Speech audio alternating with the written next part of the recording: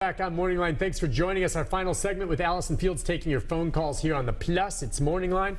And Allison, as always, more callers wanting to query you about the vet game. And let's go to Leisha. Hi, Leisha. Good morning, Nick. Good Hello. morning, Doctor. Good morning. I have been taking care of my neighbor's cat for several weeks now. Even so, she gave me a house key, okay? Well, she has chosen her partner over her cat. And I'm upset about it. He's upset about it. I'm just wondering what I can do to make this cat feel loved and to help him psychologically. I honestly believe that pets feel everything that a person feels. And I know that he's wondering where is my mommy? You know, why has she deserted me? Let me ask you this real quick. Did you say that her significant other wants to keep the cat and she doesn't want to, or did you say why is she giving up the cat? Her lover doesn't want the cat. She says she's allergic. I don't believe it. Okay, so the cat needs a new home, correct? Yeah. Well, he's here sitting in my lap with me right now. Okay, so he's found his new home with you. I think the cat's going to be fine. Oh, you yeah. give him lots of love, food and water. He'll be yours, love you till the end of his life, and be happy. You've done a great thing, and he appreciates it. Yeah, he's going to be just fine. He'll be better with you than he will with them. Would you rather? You don't want to force him back into that house with someone who doesn't want him. I mean, man. I might just have the owner sign a piece of paper saying that she's giving you the cat, so that when she breaks up with her current other and wants the cat back, So that's good thinking. Legally, you might just want to say, hey, can you sign this saying that you're going to give me the cat and I'm going to take care of him and you're done? Okay, thank you. You're welcome. You are awesome, Leisha. Good for you, and thank you for caring like that. And I agree. She's right. Pets, they have emotions and feelings. I think that people don't realize, and people treat pets like they're disposable. On my next door, I saw a thing about somebody who is moving on campus during medical school, and they're getting rid of 2 dogs. Okay, well, when you got into medical school, did you not realize that this was going to have to happen? Why did you get 2 dogs? And so now he's just having to. So, we need to think there are extenuating circumstances, and I get it.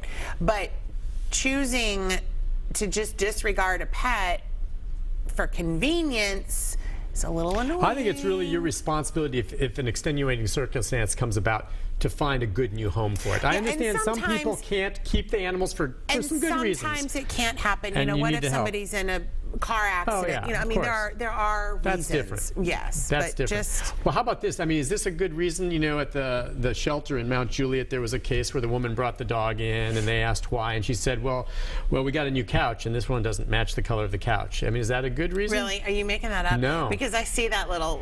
I'm not making that up. I mean, when I saw that, that's not a good reason. But wait, the animal didn't match the new couch. Well, they're an idiot.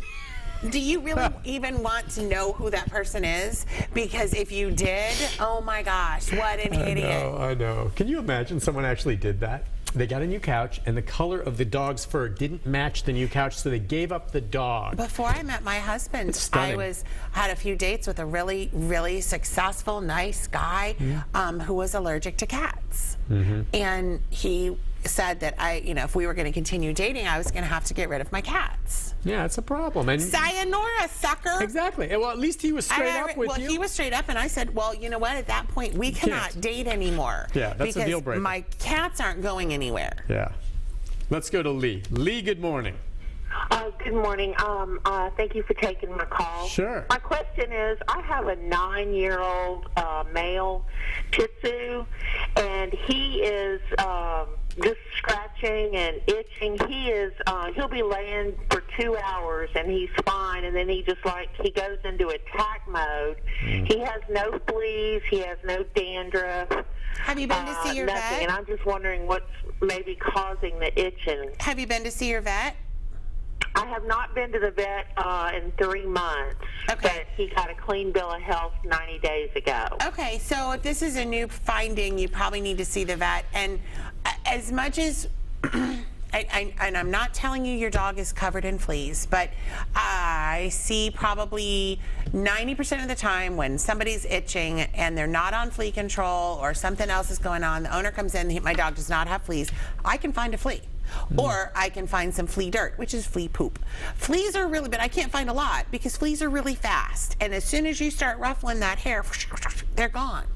So what you're describing sounds like it very well could be fleas. And if your dog is not on flea control, I might go to the vet and get some good flea control and see how that does, and have the vet take a look and see if he can find anything.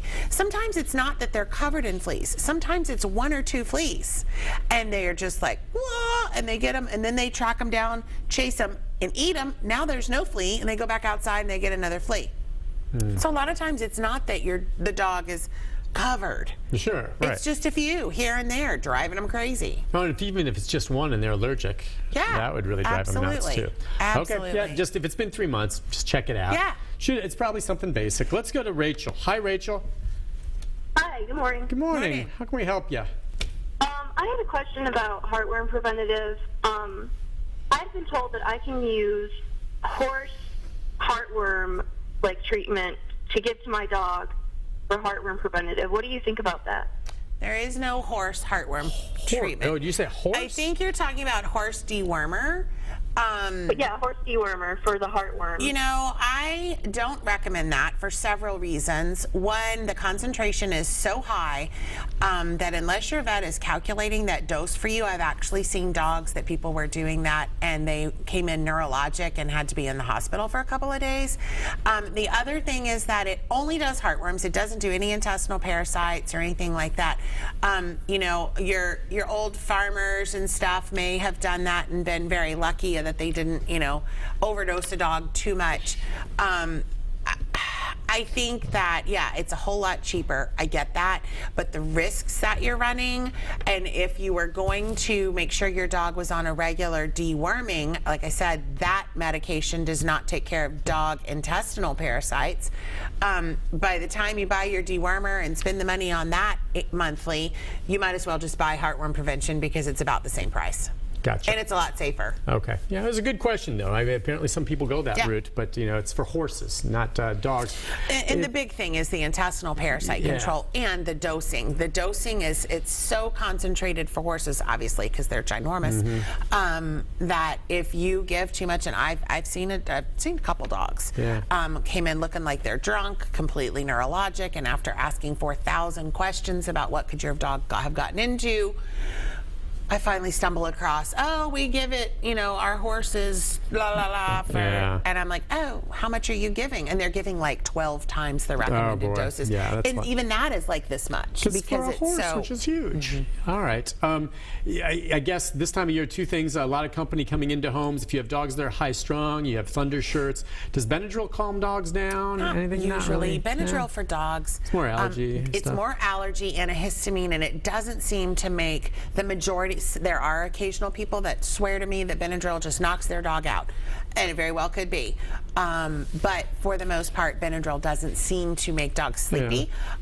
Most veterinarians may have something. We carry something called Composure Pro, which is a little chewable treat that has. It's a doggy downer. Not really. It's more like a chamomile tea. It's a homeopathic. It's you know kind of mellows them out. There's also something called Rescue Remedy.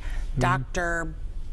I can't remember, Box something Rescue Remedy, but they make it for pets, and it's like 1 drop in their mouth, and it's again like a little homeopathic. Maybe it'll help kind of company you know, comes. just take the edge off, just a little bit, soothing. But yes, and it's holiday time, which means that you know everybody wants to give the dog all this food. No pancreatitis puts a real dent in the wallet. It does. Yes. So, Allison, thank you for coming on as always. We'll see you again. Have a very, very happy holiday and Merry Christmas. All right.